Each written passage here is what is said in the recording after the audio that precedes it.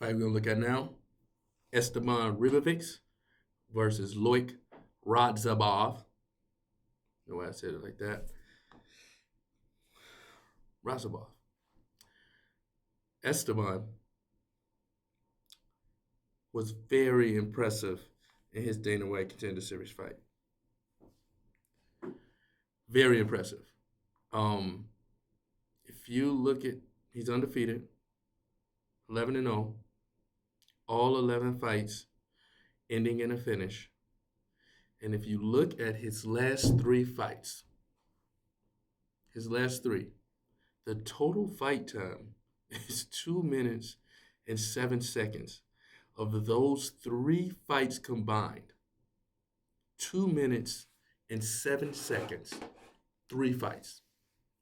I don't care what level of competition you're going against. For three professional fights, to only go a total of 2 minutes and 7 seconds, and these aren't heavyweights. You have some extraordinary power. You have something special. You provide, whether it's devastating knockout power or submission game. You have something special where you can end fights that quickly at the professional level. Um, the counter to that is obviously the level of competition. And Loik, his opponent in this fight, has fought high level competition. He was in the final for a PFL title and the chance to win $1 million. If he would have won that fight, he would have won $1 million. Unfortunately, he lost. But it was a very competitive fight that went to the cards where he unfortunately lost. But Loik has fought high, high level competition. And in those fights, he was very competitive. He's very strong. He's looking for the takedown. He's got the conditioning. He does not gas out. He's fought 5-round championship fights, but he does wear down. He tends to wear down towards the end of towards the latter stages of a fight because his grappling game is so strong and he is so intent on getting that takedown. He has good power on the feet as well, but he wants to take you down and he wants to wear you down and finish you on the ground, and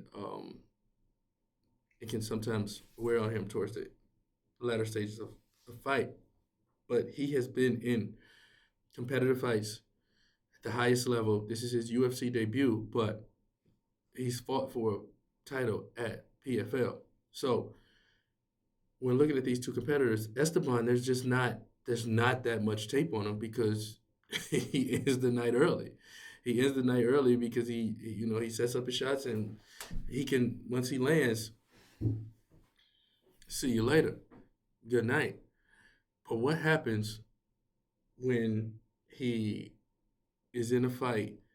And I mean, his power has carried. He's finished people in the third round, but not at this level, not to the extent of this competition. I don't believe against a grappler like Loik, an experienced guy like Loik, to open a pay-per-view for John like this.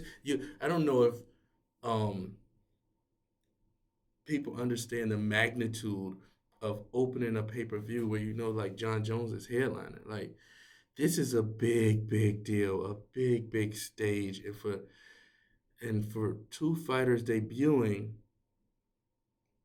it can be, it's a shock. You go from Dana White Contender Series to pay-per-view opening bout on a John Jones card. Like, this is major, and in this circumstance, I have to go with the more experienced, the more battle tested guy who's never been finished, um, compared to a newcomer who's finished every single fight he's been in, but It's not been in those wars. It's not been in those battles. Have not faced the toughest guys that's out there. And granted, Loik has not faced the toughest guys that's out there, but he's faced stiff competition. And usually, you look at the stats of a fighter and you see a guy's 11-0, finished every single fight he's been in. Oh, I'm going with that guy. No, not this time. I'm going with the experienced guy. Loik for the win.